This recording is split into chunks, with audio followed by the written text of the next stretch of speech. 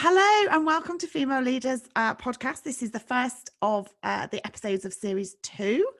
I am really pleased to introduce this next guest today.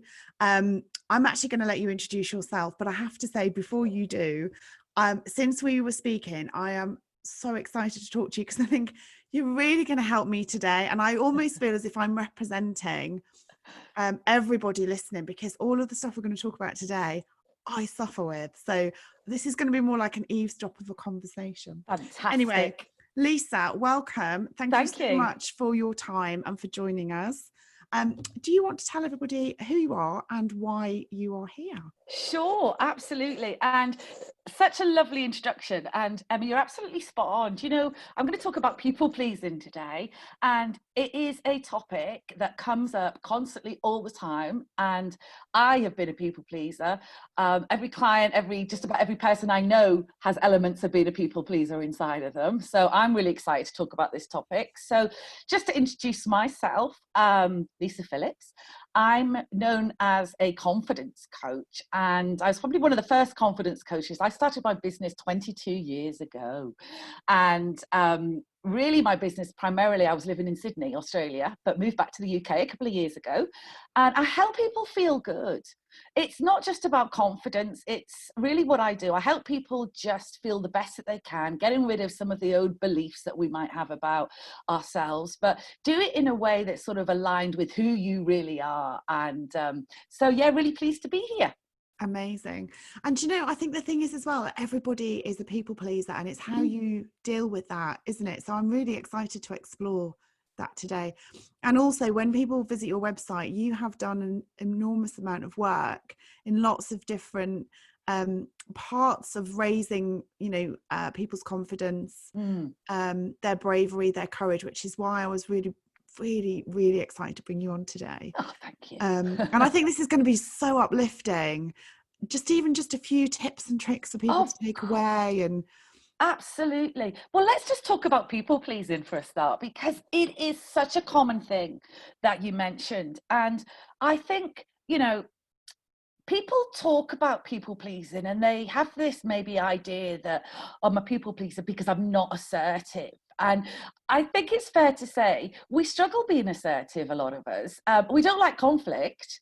Absolutely. I know many of us sort of run away from conflict. And, you know, over the years when I've been working with people, including myself, let me just say as well, I was a born people pleaser. One of the things that just always comes out to me is why. And I think that's really important to understand. Why is it that we like to people please? And when I mean people please, I mean putting other people's happiness before our own.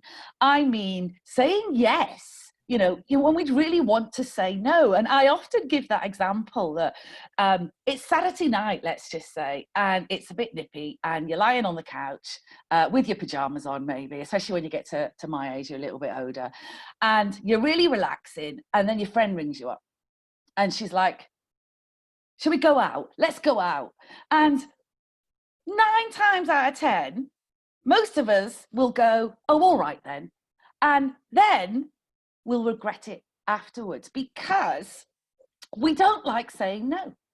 We'd rather please other people than actually please ourselves. And I think that's really sometimes getting to the bottom of people pleasing. People pleasing is more about, we want to be nice people. We want to be seen as, particularly women, you know, we want to come across as nice girls. We don't want to let anybody down. We've got this fear of upsetting people as well. It's almost like, oh my God, if I say no, am I going to upset my friend? Am I going to hurt my friend? Are they going to be upset? So what we actually do, we will literally say yes to other people and we say no to ourselves, because it's that fear of being liked. It's that fear of upsetting other people. It's that fear of, oh my gosh, you know, what if they go away and talk about me because I don't do what they want me to do? And, you know, that really comes leading me on to that confidence of being yourself as well, and having that confidence to be able to say no to other people and be okay with it. You know, that is so important. I don't know if that resonates with you about some of the reasons maybe why you might feel like a people pleaser? Well, do you know, I'm one of these people that have sort of learned the art of assertion from having two older brothers. Right, fantastic. I don't do it brilliantly. So what I do is I say no, and then I live with this constant Guilt. guilt and like this neuroticism Yeah. of I've just stood up for myself and now I feel really bad. I should have just said yes. Yeah, So I'm on the other side.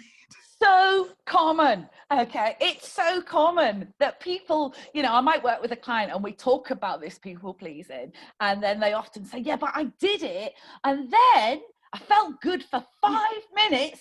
It's like, oh my God, I did it, you know, I'm changing a bad habit. And then it's like, oh Yeah. what if they're upset? What if they don't like me? Oh, should I have just said yes? What will happen? Will they talk about me behind my back? And it's those feelings of guilt. We get so uncomfortable with it that it's like, oh, I should have just said yes.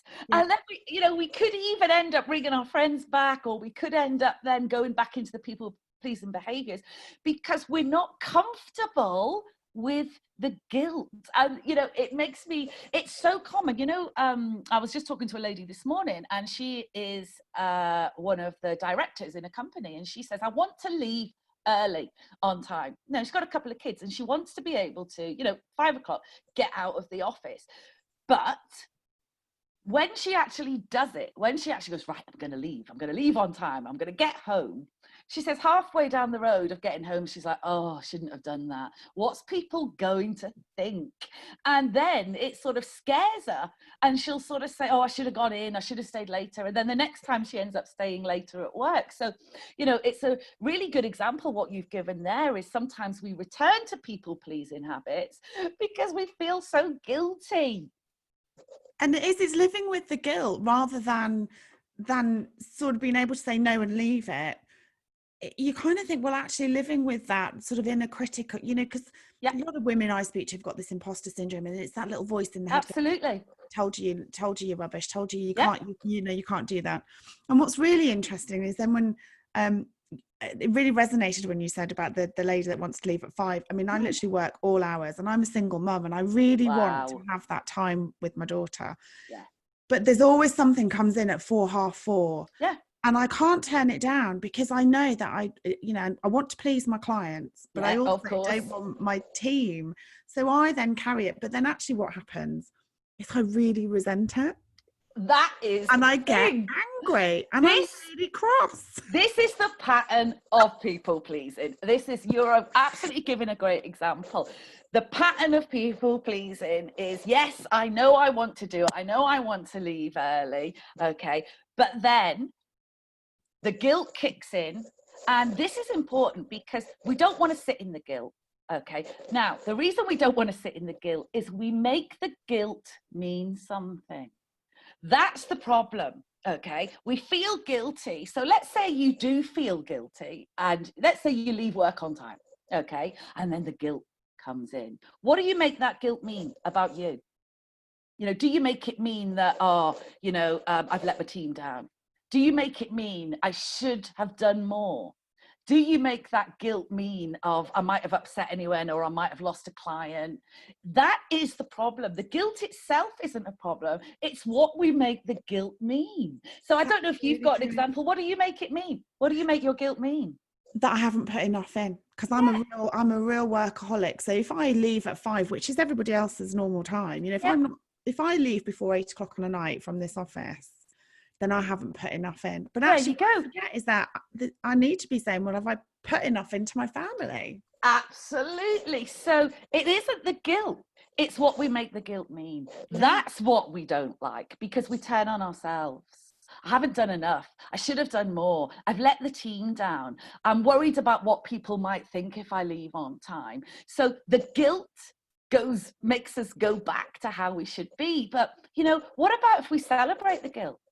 What about if we can say, in fact, change the word guilt to uncomfortable, and sort of go, oh gosh, this is feeling a bit uncomfortable. I've actually left work on time. But say to ourselves, that's a good thing. I'm taking care of myself. Brilliant. It's going to feel uncomfortable at first, but I'm actually taking care of myself. I deserve to leave work on early. I've done enough. Okay. I've already done enough.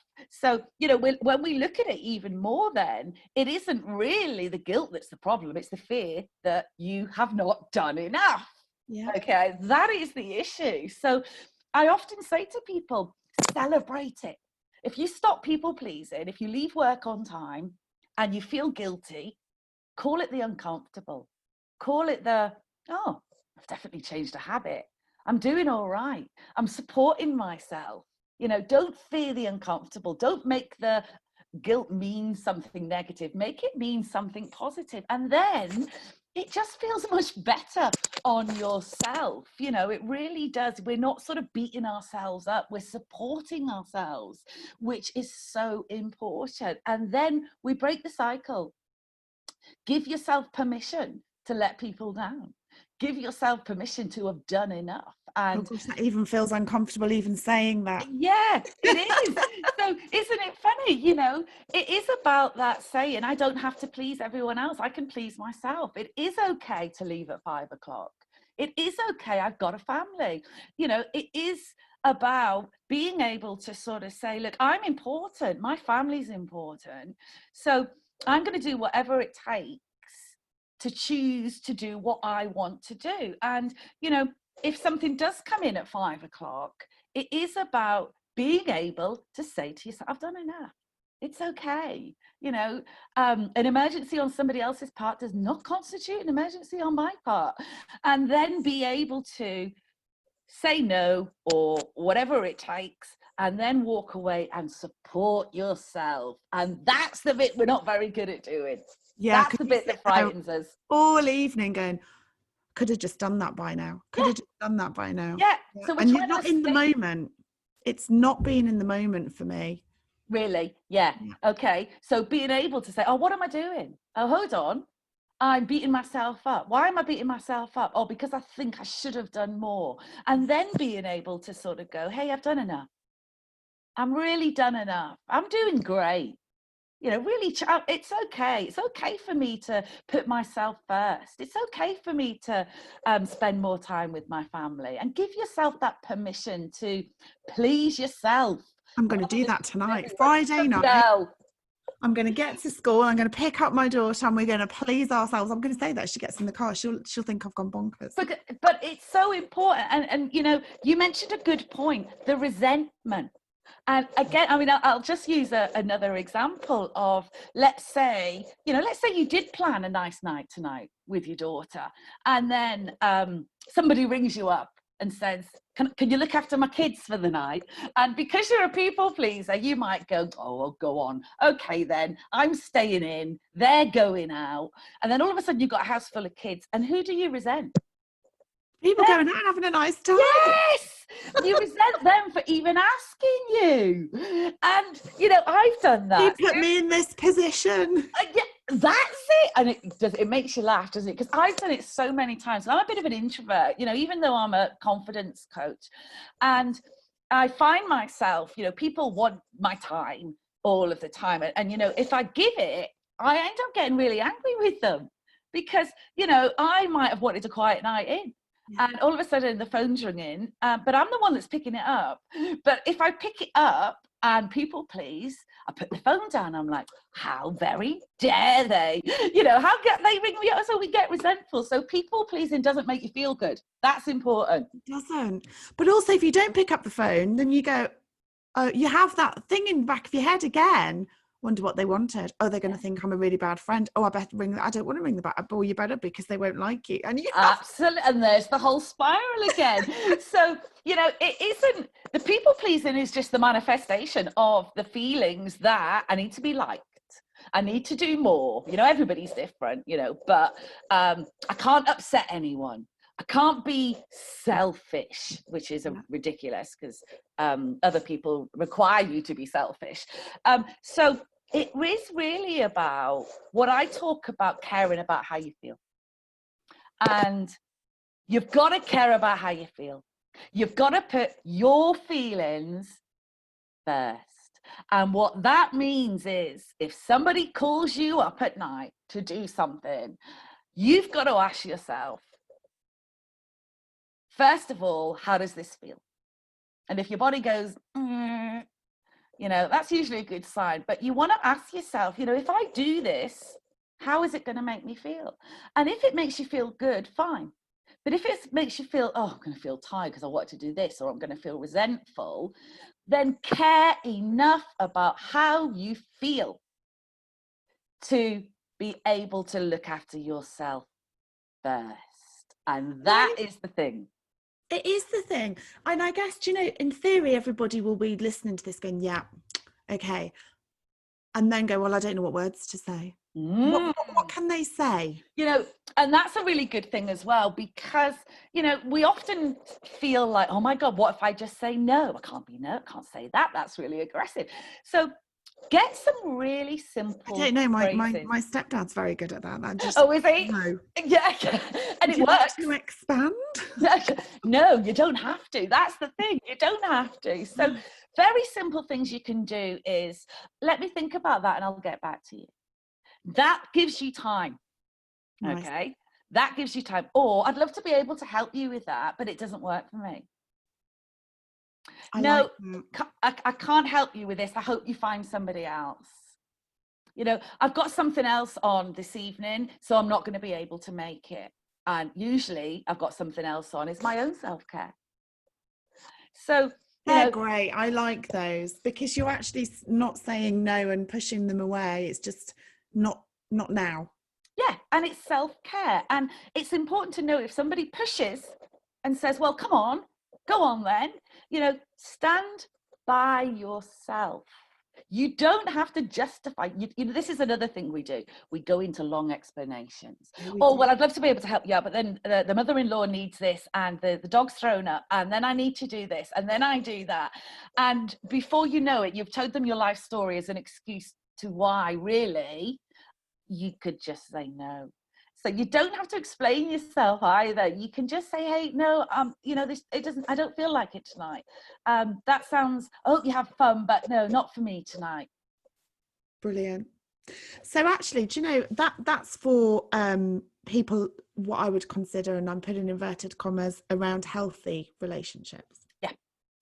There was obviously the last series we did, the last episode in series 1, we were talking to a domestic abuse survivor. Yeah. And obviously these are really unhealthy relationships. So it's really difficult. I know you were in a abusive. I was, absolutely. You know, I've had, you know, some experiences of it as well. It's really hard. It is. Because it's more than what goes on for yourself, isn't it? So you're people pleasing, because actually you're one person pleasing. So let's just chat about that. How can you identify and sort of use some of these sort of tips? It's for anybody who's in a toxic relationship, okay, and I do also have first-hand experience in this, because I was in an abusive relationship for over 7 years. It is always going to be difficult to stand up for yourself, because a lot of what's happening in a abusive relationship is often you don't like yourself that much anyway, or fundamentals of a lot of toxic relationships, including my own, is the fact we don't value ourselves. Okay, so we don't love ourselves enough to insist on a healthy relationship, and often that's because we don't know. How do we know unless we've been in, somebody's shown us what a healthy relationship is? So a lot of our own beliefs about ourselves are not very good either. So we often believe that we've got to do what other people want us to do. We often believe we haven't got the right to speak up. For me, I had the belief I was unlovable. I had the belief that I was not wanted. Okay. So when we look at perhaps the beliefs that females in particular, and males, may have in a toxic relationship, it will be very difficult for them to stand up for themselves, because if they cared about how they felt in the first place, they may not be in that relationship in the first place. Does that make sense? Yeah, no, it does. And It yeah, does, doesn't it? and often I know in my personal situation, I feared something bad happening if I did stand up for myself. It wasn't safe. Okay, so you learn very quickly in an abusive relationship to just do what the other person wants you to do, because of physical safety or emotional safety.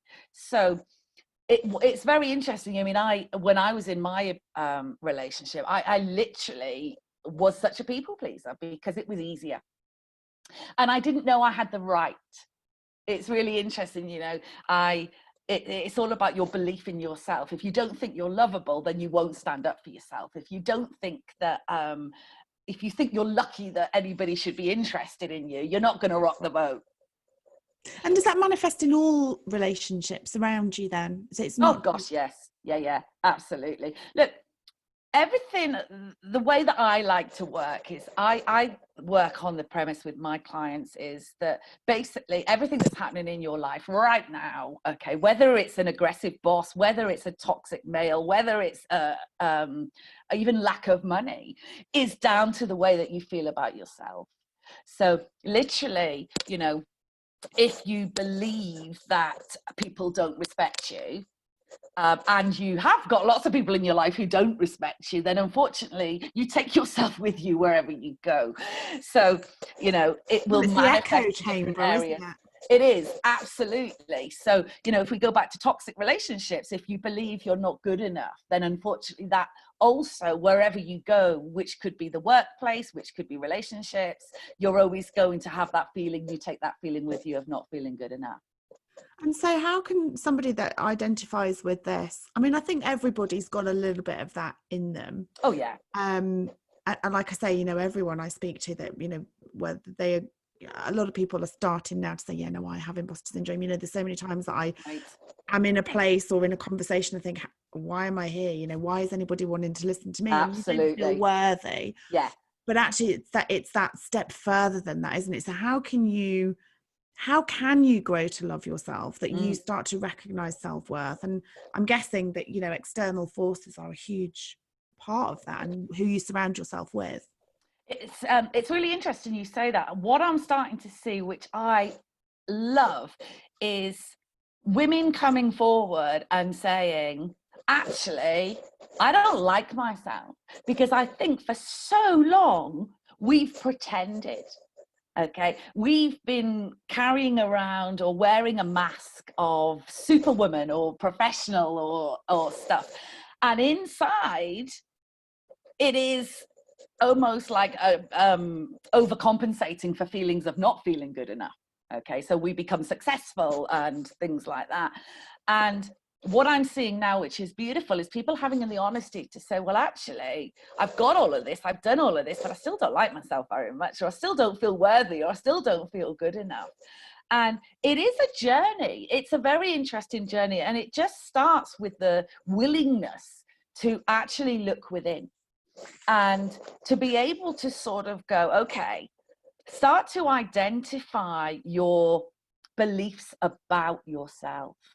And you know, that's the sort of work, a lot of the work that I do with my clients, and really being able to go, you know, I don't want to feel like this anymore. So caring about how you feel. I think most of us will acknowledge that's the time we often change, is when something horrific happens and we go, I don't want to do this anymore. I don't want to feel this anymore. But that's the breakthrough. That's saying, I don't want this anymore. I want to feel better. And then it really is looking at, why don't I feel worthy? Amazon. What am I believing about myself? Sorry. What am I believing about myself that makes me feel that I'm not worthy? Where did my programming come that I'm now still believing that I'm not worthy? And that's where it starts, to be quite honest. And then from there, it really is a beautiful journey of getting rid of some of our old toxic programming in a very easy and very sort of nurturing way, and being your own best friend. And you know, really beginning to say to yourself, you know, I realize that that feeling of unworthiness is down to some programming, but it's not who I am, because every single one of us is worthy. We're all Sure. fantastic. We're all amazing. We're all good enough, but we just have a lot of spam beliefs. And Where do they come from? Is it nature? Is it nurture? Is it trauma? You know, what is it? Because I tell you the one thing, actually, we talk a lot about, it comes up every single episode, social media, oh because yes, you yeah, constantly look at this beautiful, you know, life that people like to show. yeah, um and we're starting to see a lot more authenticity coming through, people going, actually, you know, this is the picture I took, but actually this is the carnage yes, behind me. yeah. And lockdown is allowing us to sort of see Oh, people's lives, you know, behind the screen. But actually social media, I think, is yes, there are all these sort of nature nurture, but social media is really, it's that comparison piece, and it just makes you feel even more shit about yourself, it doesn't does. it? It absolutely, and it is good to see that authenticity, but actually it really starts a long time before that. And in the when I talk about this in my work, I mean, I like to think as human beings, when we're born feeling worthy, we're born good enough, we're born, you know, loving ourselves. But what can happen, and you know, no blame on parents here, but what can happen is when we're growing up, literally we soak in other people's stuff. Okay, so what happens is we don't have a filter as a small child. We're like a sponge, basically. We just believe everything that we're told. And let's say, for an example, and I'll just use an example of my own programming here as well. Let's say that my mum, I've got an older sister, and she used to say to me, oh, why can't you be more like your sister? Or your sister's she's always so tidy and you're always not. Or you know, I always used to see my sister having lots of great boyfriends, and then I'd hear my mum say, well, you know, you're the clever one, you're not the pretty one. Now, as a child, we make it mean something.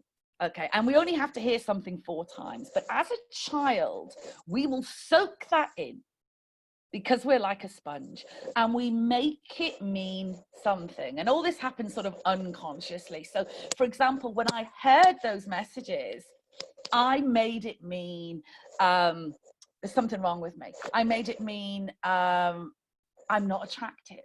I made it mean that other people were better than me. Okay, now again, this happens on an unconscious level, but it creates like a wound. Okay, plus the fact it creates like a new neural pathway in our brain now of being, you know, not wanted, not good enough. And the problem is, as we grow up, we take our wounds with us.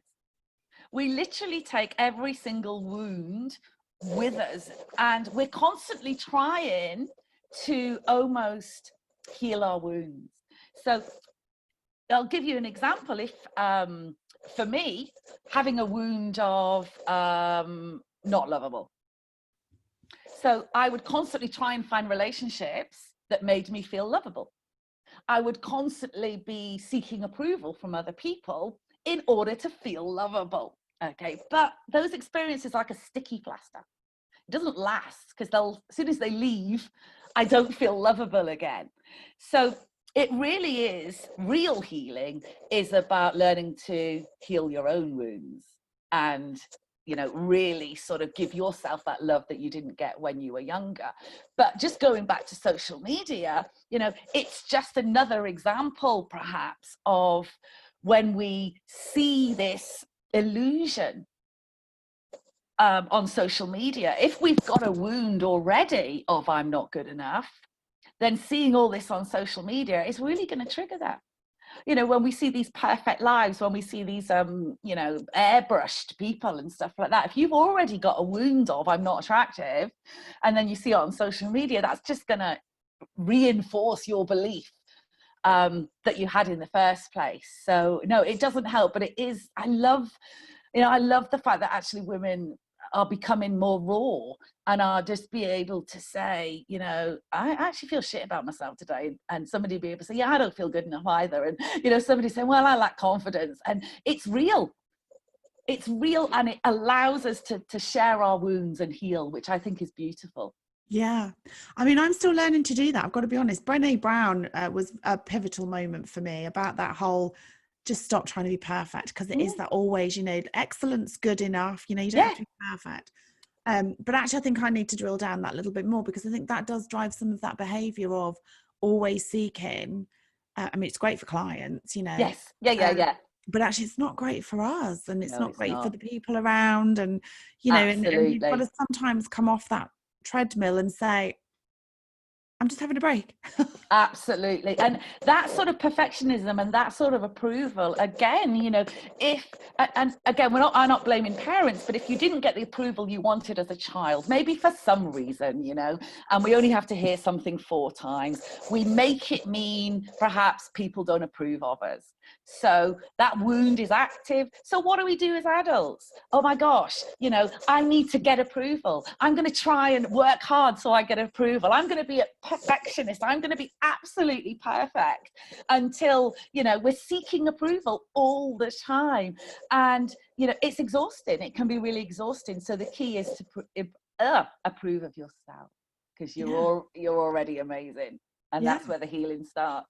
Well, it's really interesting, because it was only when I got I like you, I mean, I think everybody's got that one thing that, to use your phrase, you make it mean something for you. Yeah. And I think mine is that fear of rejection. Yeah, And that's a that's huge why one. I always try to overperform so that I don't get rejected. And actually, if I think I'm going to get rejected, I fall on my sword Yes, before anybody absolutely. else can do it. I'm like, well, if I'm going to do it before you do it. Absolutely. Yeah, that again, thank you for your honesty on that, because it's really lovely to hear, because I too struggle with that rejection thing. And again, if we've got a rejected wound, maybe you didn't get the part in the school play, maybe when you were 5 years old somebody rejected you.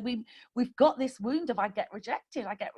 So we try really hard not to get rejected, but if it feels like we are, and we're super sensitive to it, if it feels like someone's going to reject us, it's like, well, I'll get there first. Yeah. I'll do it first. Absolutely. I'm going to dump him before he dumps me.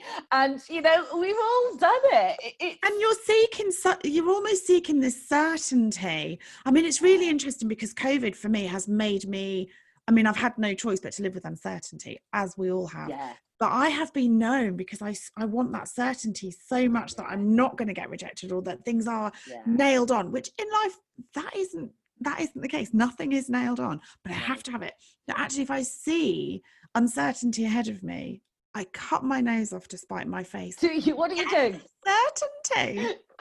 Brilliant. So what sort of thing? What do you do? What is that all about? Yeah.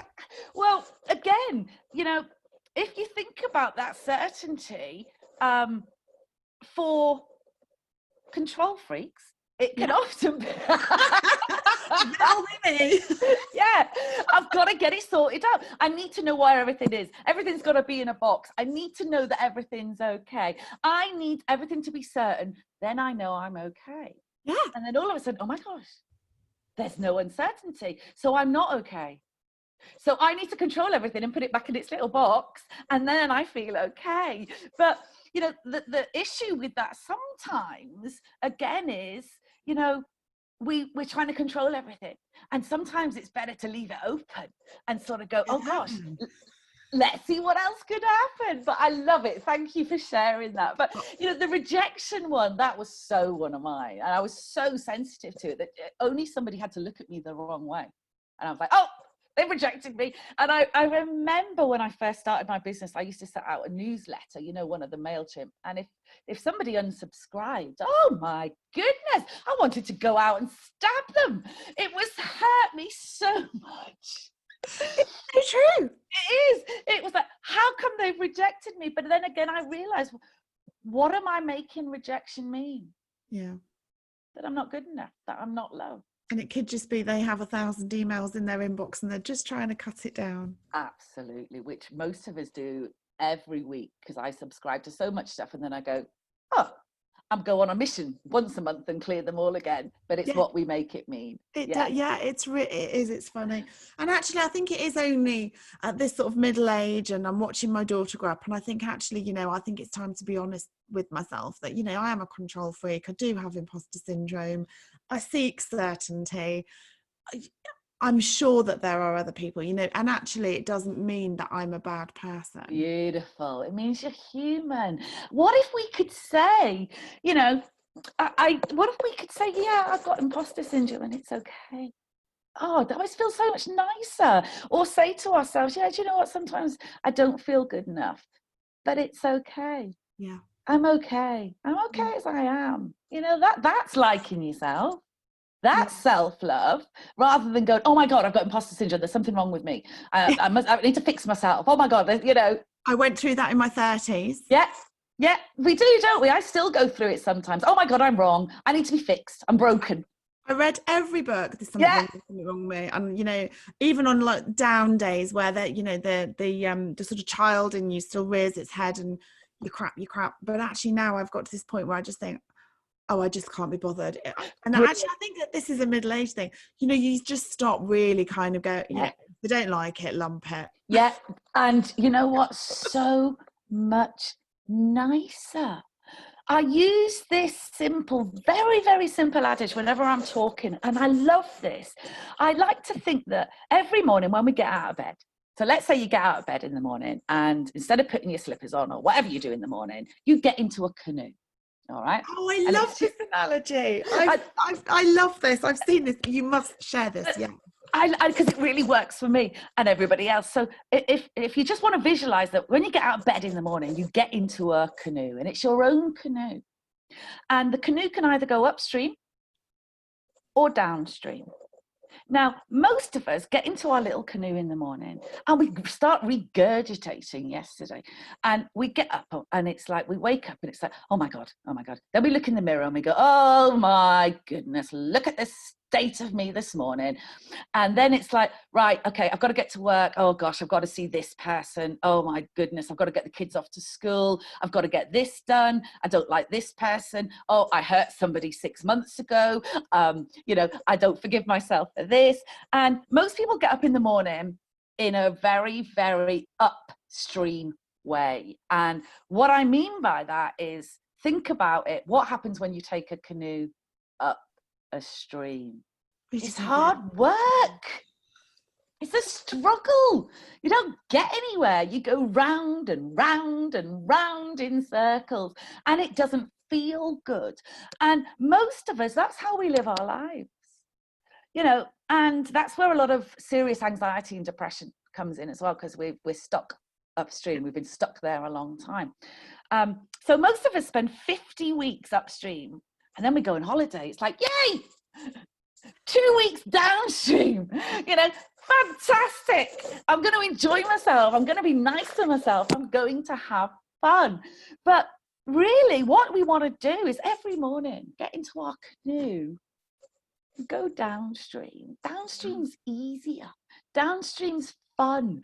Downstream's trust. Downstream is knowing you're okay. Downstream is being nice to yourself. And if that means, you know, saying to yourself, yeah, I've got imposter syndrome, so what? It's still downstream. And it's so important. And I use that adage all the time to just remind people the fruitlessness of an upstream life, because it doesn't feel good. Whereas a downstream life, well, that's what we all deserve. We deserve to feel good.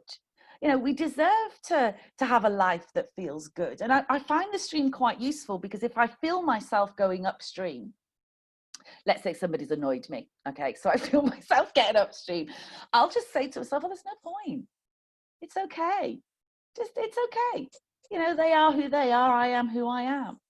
But it's about caring enough about how you feel to say, I'm not going to live my life upstream because it's exhausting. I don't get anywhere. I'm struggling. So I'm going to choose a downstream life. Oh, I'm going to have this on play every night when I go to bed. Oh, brilliant. I love it. It really resonates with me. And, you know, bringing back to the people pleasing, if a friend rings me up now and says, do you want to go out? I say, nah, it's not on my stream. Off you go. Make light of it. Yeah. That actually, then you don't feel guilty because you've left laughing together. Yeah. And I'm looking after me. So yeah, that's great. What great tips. So for people that are God, this crazy world we're living in at the moment, for those people that are still locked down, still very frustrated. It's heightening a lot of people's upstreams and downstreams, isn't it? It is. The downstreams are really downstream. Yeah. They've done every job around the house and everything, Yeah. and the garden, and they've made the best use, and the kids all look great, and they've all trimmed each other's hair, and Love it. It's like Little House on the Prairie. And then there's those of us that are still, going upstream every day. Yeah. Hair's a mess, kids are a mess, plates are crashing all over. We're not spinning them anymore. What would you say because people, I think, are at their wits' end, aren't they now? Yeah. Do you know, you're really, at the moment, because we've stopped doing what we normally do, we're not rushing around so much as well. What's happening is a lot of healing is happening. A lot of emotions are coming up to be dealt with. But, using the example of the stream, downstream is what makes you feel good. So any advice I'd give to anybody right now is just try to feel as good as you can. If that is cleaning, clean. If it's lying in front of the TV, Netflix, do that. If it's reading a book, do that. Don't worry about what you're doing. Worry about how it's, well, don't worry at all, but how it's feeling.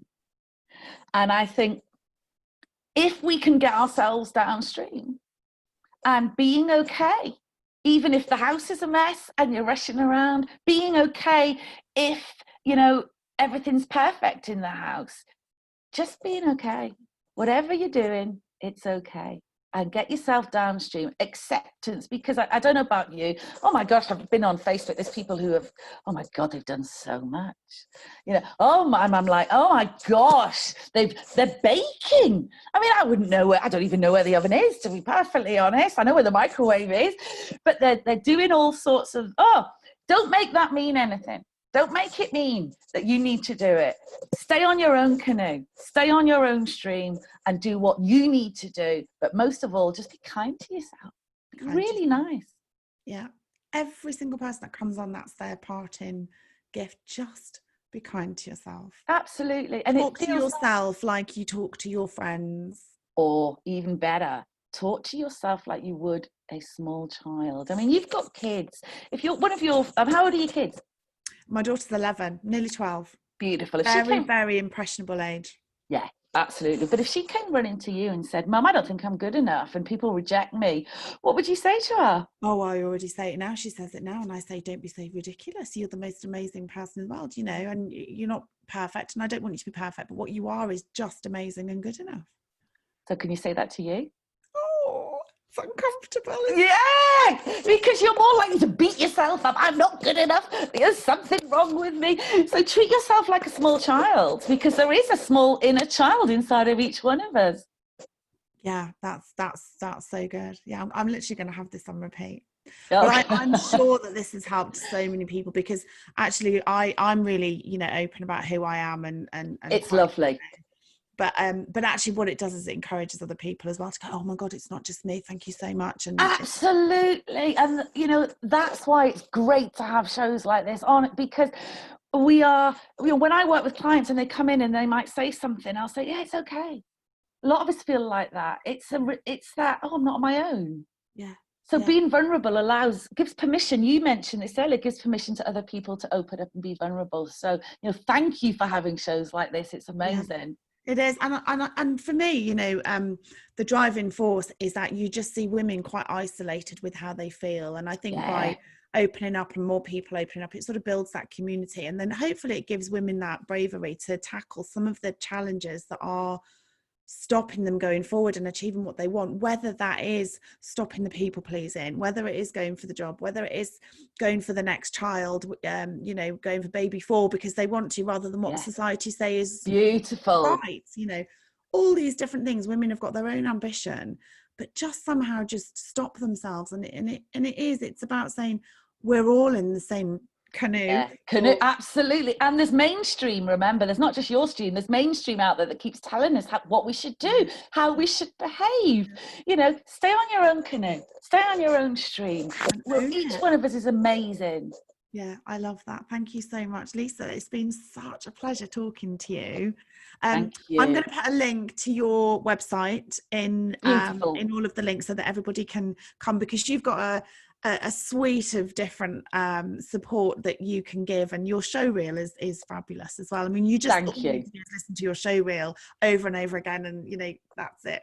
Oh, bless you. That's really kind, because it's been interesting actually coming from Australia, where I did a lot of work in the media and TV, to coming to the UK where I'm like, nobody wants me. So it's been really interesting. So thank you. Well, I hope that this gives you a platform, because honestly, I think that we need more of this, and I think we need safe spaces, don't we? And people that we feel safe with to be able to open up. So Beautiful. yeah, I'm massively in favor of doing it. So anything that helps women just be their, you know, who they are is super.